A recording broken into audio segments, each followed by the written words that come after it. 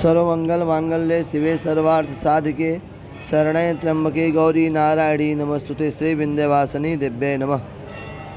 यह तृतीय अध्याय में प्रतियुग व्यास पुराण संख्या युक्त वर्णन करें। सुमरि राम सुखदान। सूत जी बोले, हे मुनीश्वरों, सुनो, पुराणों का वर्णन करता हूँ। जैसे मैंने तत्व से सत्यवती पुत्र व्यास जी से श्रवण किया है। 2 मकार के 2 भकार के 3 बक आदि अक्षर 4 बकार आदि अक्षर के अ ना लिंग कु शक, यह पृथक पृथक पुराण है। उसमें आद्य मत्स्य पुराण 14,000 सहस्त्र श्लोकों से है। मार्कंडेय अद्भुत पुराण में 909 सहस्त्र श्लोक हैं। 314 सहस्त्र 500 श्लोकों में तत्वदर्शी मुनियों ने भविष्य पुराण की संख्या कही है। 18 सहस्त्र श्लोकों में श्रीमद्भागवत में है। ब्रह्म पुराण में 10 सहस्त्र श्लोक हैं। 12 सहस्त्र 100 ब्रह्मांड पुराण में है। ब्रह्म वैवर्तक में 18,000 श्लोक हैं। वामन पुराण में 10,000, वायु पुराण में 24,600 श्लोक हैं। विष्णु पुराण परम अद्भुत है, इसमें इसके 23,000 श्लोक हैं। वाराह पुराण के 24 सहस्त्र श्लोक हैं। अग्नि पुराण में 16 सहस्त्र श्लोक हैं। नारद पुराण में 25 सहस्त्र श्लोक हैं। पद्म पुराण के 55,000 सहस्त्र श्लोक हैं। लिंग पुराण में 11 सहस्त्र श्लोक हैं। गरुड़ पुराण में 19,000 सहस्त्र श्लोक हैं। कुर्म पुराण में 17 सहस्त्र श्लोक हैं। स्कंद पुराण नाम परम अद्भुत पुराण है, 81,000 सहस्त्र श्लोक हैं। यह मैंने आपसे पुराणों की संख्या कही है। अब आप उप पुराण को श्रवण कीजिए। सनत कुमार, नारसिंह के नारद, शैव, दुर्वासा, कपिल मानव, आसन, वरुण, कालिका, सांब, नंदी और पाराशर प्रोक्त आदित्य पुराण बड़े विस्तार सहित हैं। महेश्वर, भागवत और विस्तार पूर्वक वशिष्ठ पुराण यह महात्माओं ने उप पुराण कहते हैं। सत्यवती पुत्र भगवान व्यास जी 18 पुराण निर्माण कर पाश्चात उनके सार के सहित भारत रचते हुए प्रत्येक मनवंतर में जब द्वापर आता है तब तक धर्म की इच्छा करके पुराण करते हैं। प्रत्येक द्वापर में जब विष्णु ही व्यास जी का रूप धारण कर हित की इच्छा से एक वेद के कई भाग करते हैं। फिर कलि में ब्राह्मणों को अल्पायु और अल्प बुद्धि देखकर पवित्र पुराण संहिता को युग युग में करते हैं।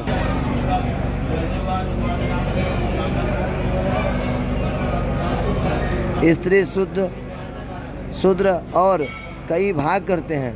फिर कलि के ब्राह्मणों को स्त्री शूद्र और द्विज बंधुओं को वेद सुनने का अधिकार नहीं, उन्हें के हित के निमित्त यह पुराण किए हैं।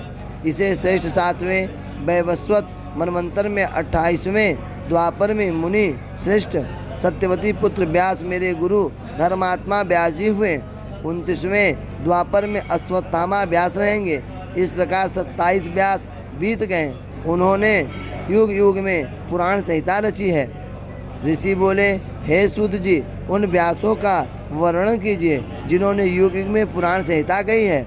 सूत जी बोले, पहले द्वापर में ब्रह्मा जी स्वयं व्यास हुए थे और उन्होंने वेदों का विभाग किया। दूसरे द्वापर में प्रजापति ने व्यास का कार्य किया। 26 तीसरे में शुक्र और चौथे द्वापर में बृहस्पति व्यास हुए। 5वें में सविता और 6वें में मृत्यु, 7वें में मध्वा, 8वें में वशिष्ठ, 9वें में सारस्वत, 10वें में तिधात्मा, 11वें में त्रिविश, 12वें में भारद्वाज, 13वें में अंतरिक्ष, 14वें में धर्म, 15वें में त्रयारूढ़ी, 16वें में धनंजय, 17वें में मेधातिथि, 18वें में व्रति, 19वें में अत्रि, 20वें में गौतम, 21वें में हरियात्मा उत्तम, 22वें में वेन वाजस्रवा, 23वें में सोम आमुष्यामण, 24वें में त्रिबिंदु, 25वें में भार्गव, 26वें में शक्ति, 27वें में जातुकर्ण और 28वें में कृष्ण द्वैपायन हुए। यह मैंने आपसे 28 व्यासों का संख्या कही है। जहाँ कहीं व्यासों का नामांतर हो वहाँ कल्पभेद माना जाता है। कृष्ण द्वैपायन इनका यह कहना है कि श्रीमद्भागवत पुराण सब दुखों पापों का दूर करने वाला मैंने सुना है।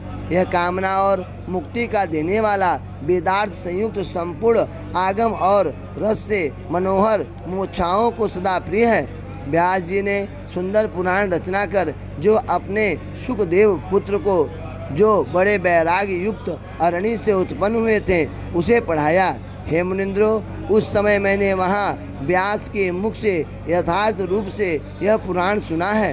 करुणानिधि गुरु की कृपा से यह सब गुह्य पुराण मैंने श्रवण किया।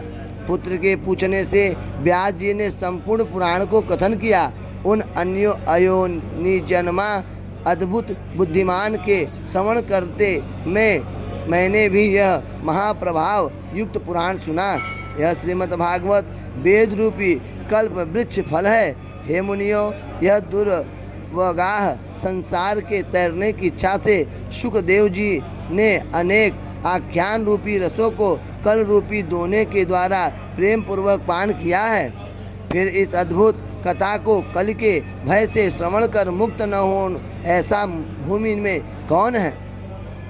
जो अति पापी, वेद धर्म से रहित, स्वचार से हीन आशय वाला, किसी बहाने से भी जो इस परम उत्तम पुराण को श्रवण करता है वह यहाँ ही अनेक भोग कर अंत में योगियों को प्राप्त अव्यवस्थान में भगवती की कृपा से प्राप्त हो जाता है। जो निगुण है और हरिहरादिकों भी अलस्य है, जो विद्यारूप सत्पुरुषों को अति प्रिय समाधि से जानने योग्य है, जो इस पुराण से प्रीति करता है और सुनते हैं उनके हृदय में वह भगवती प्रकट होती है। सब अंग से मनुष्य देह को प्राप्त कर जो संसार से तरने के जहाज रूप है, सो वाचक को प्राप्त होकर भी जो मूढ़ सुख और मोक्ष देने वाले कथा को नहीं श्रवण करता वह विधि से वंचित हो हतभागी ही है। जो मनुष्य जन्म में 2 कानों को प्राप्त होकर रागी होकर दूसरों की निंदा ही सुनते हैं, चारों पुरुषार्थ होने पर रस भरे पुराणों को नहीं सुनते, वे नष्ट हैं। अथवा परापवाद निरत नष्ट मंद बुद्धि आत्मज्ञान करने वाले इस पुराण को क्यों नहीं सुनते?